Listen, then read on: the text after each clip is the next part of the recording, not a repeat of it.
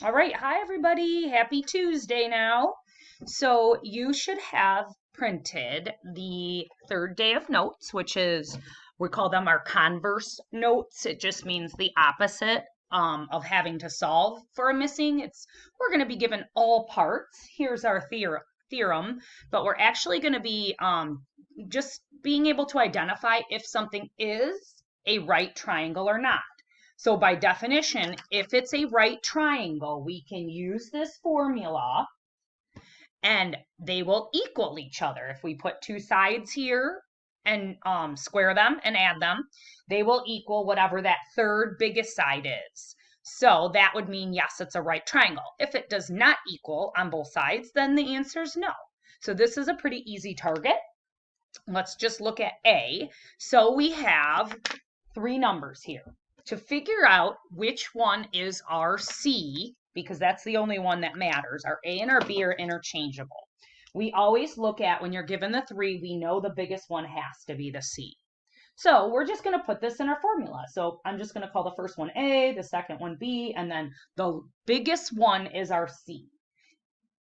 They might not always be presented in this order, but we have to figure out the C before you can actually do the formula. So I'm just going to do 9 squared plus 40 squared equals 41 squared. And what I'm going to do is I'm actually just going to solve on both sides and I'm going to see if they equal. So in my calculator, I'm going to type in 9 squared plus 40 squared, and I get 1681, and I'm going to look to see if that equals 41 squared, which equals 1681. So this is the converse. This is how we do it. So when they equal each other, we know that, yes, it's a right triangle because it fits this formula. And that's it. So let's look at B. The hardest part is figuring out which one is our C. You can't just say, oh, the third one's the C automatically. It does not work like that. We have to do this. C is our largest, that's our hypotenuse, which means it's the biggest number. Okay? Make sure we have that information somewhere. It was on our very first day of note sheets. We've talked about it a lot. But again, it's our biggest one. So looking here, I know that 24 has to be the C. Does it matter which one's my A and B? No. So I'm just going to call this one A. So 18 squared. And then I'll call that one B plus 12 squared. Those are just both sides equal, and then my biggest number squared is automatically my C. And then again, I'm going to go ahead and just plug these numbers in my calculator and see if it works. So 18 squared plus 12 squared gives me 468, and I'm going to see if that equals 24 squared. That gives me 576. So we're actually going to say it's not equal, and we're going to say no, it does not fit that converse, or it is not a right triangle. So now I want you to actually just pause the video and do number one. And then when everybody's about done, unpause it, and then we're going to check. Then we're going to do that for the rest of them. Okay, so we're going to try to do these on our own. When you look here, 1, 2, 3, 4, just so you don't get confused, those aren't part of the numbers. When you set these up, just remember your C is your biggest number. So go ahead, pause, try number one now, and then check your work against mine. All right, looking at number one, you should have it done. Let's see if yours is going to match mine. So I know when I look at these, my biggest one is 28. So I'm going to use that as my C. So I'm going to put equals 28 squared because I know my formula is A squared plus B squared. So this is for sure my C. And then the other ones, it doesn't matter. So I'm going to do 21 squared plus 20 squared. And then I'm typing it in my calculator. So 21 squared plus 20 squared, and that's 841. And then 28 squared, that's 784. So yours hopefully matches the work, and the answer would have been no. Go ahead, pause, try number 2, and then we're going to look at mine. Okay, so looking at this, hopefully yours looks like mine. I'm going to look at these, even though they're decimals, and I'm going to say which one's the biggest. Right away, I know that 1.25 is the biggest, so that has to be my C. So I know that I'm going to have 1.25 squared and then equals, and then my A and my B don't matter. So 1 squared plus 0.75 squared, and even with decimals, it does not matter. We can still put it in our calculator. So I'm going to type them in. 1 squared plus 0.75 squared. I'm going to see what that equals, and that gives me 1.5625. And I would say if it's a terminating decimal, meaning it stops, let's write it all out. And then 1.25 squared, let's see, 15625. So they do actually equal each other. So the answer is yes. It's a right triangle. Okay, so then I'm going to have you pause, try 3 and 4 on your own. This should only take a few minutes at most, and then I'm just going to put the key up there for you to look at so we can just go over the homework very quickly. Okay, so for 3, you should have no, and your work should look like mine. And number 4, you should have had yes, and your work should look like mine. As you noticed, I identified the C right away, so I didn't accidentally just put the numbers in any place I wanted. That's the only thing that matters for this. So now I'm going to have you pause the video again. You're going to keep these notes out, and we're going to look at practice 4 and do a couple together, but then you should have the rest of the time on your own. So go ahead and pause right now and then get out practice 4. Okay, so this is practice 4.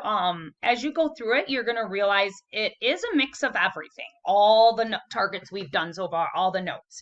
Finding a leg, finding the hypotenuse, the C, or using the converse, which we just did, just proving that yes it is or no it's not. So if you look at 1, 2, and 3, these are just saying, using the Pythagorean theorem, we're going to just say, we're going to determine whether yes it's a right triangle or not. This is just like what we did with the notes. So I'm just going to do the first one with you.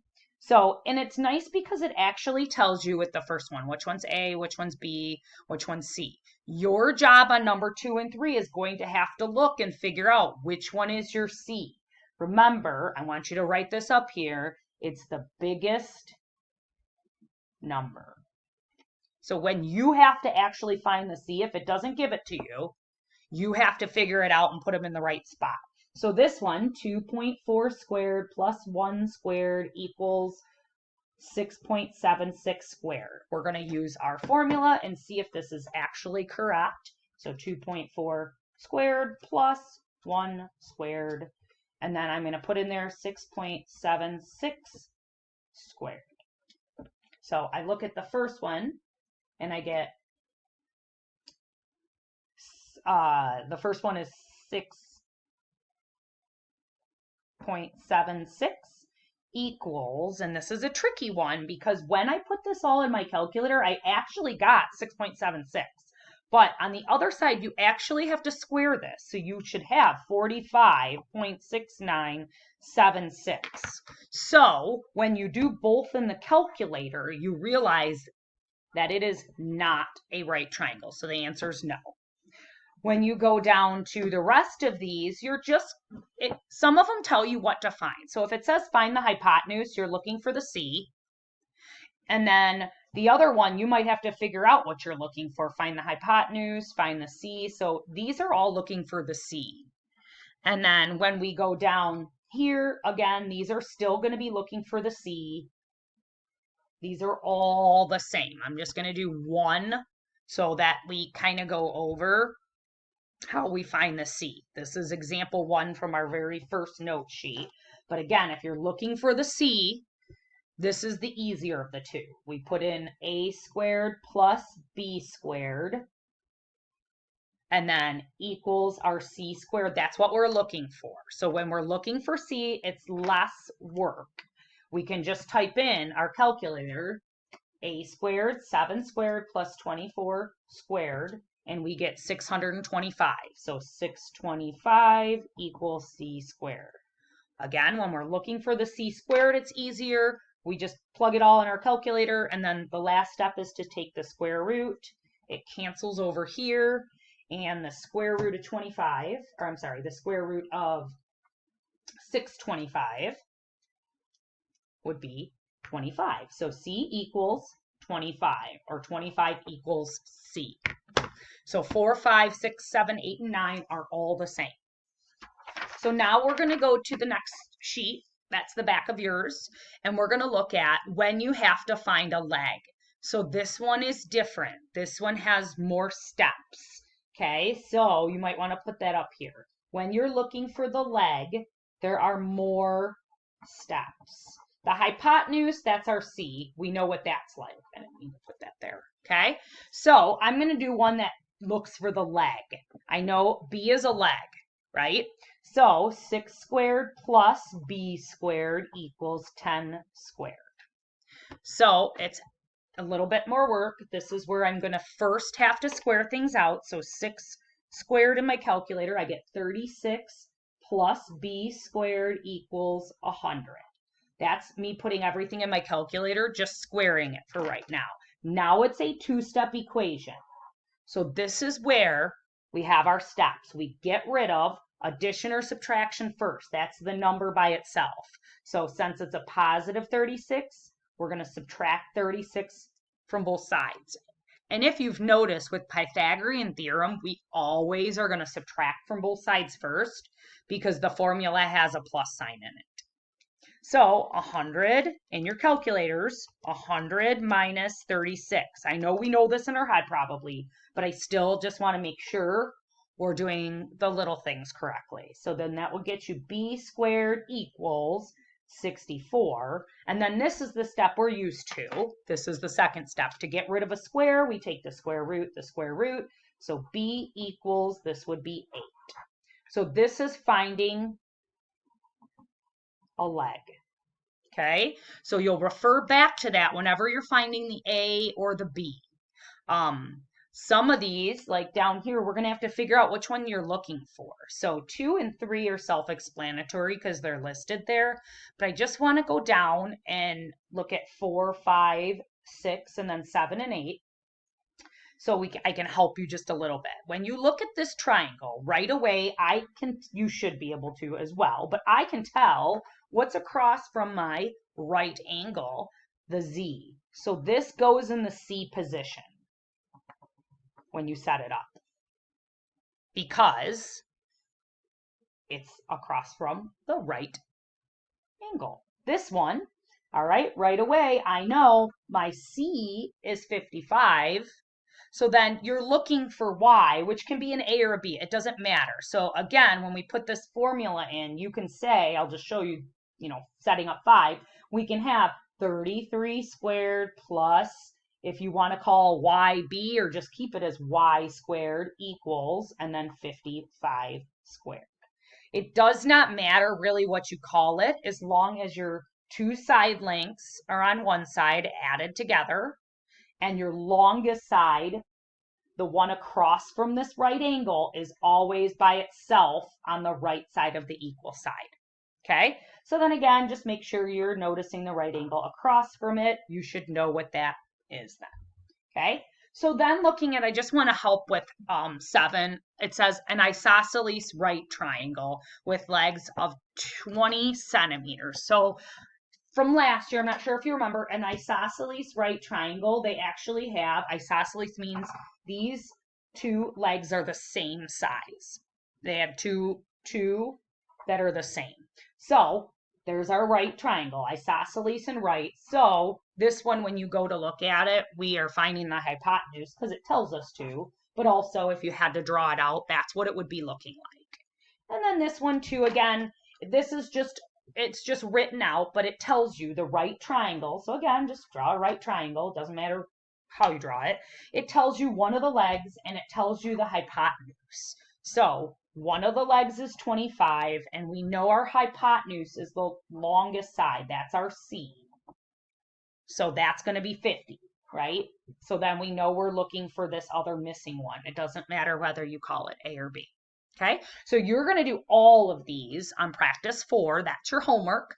Actually, I'm sorry, that's your classwork. When you are done with these, you are going to check it with the key to make sure that you have it done correctly.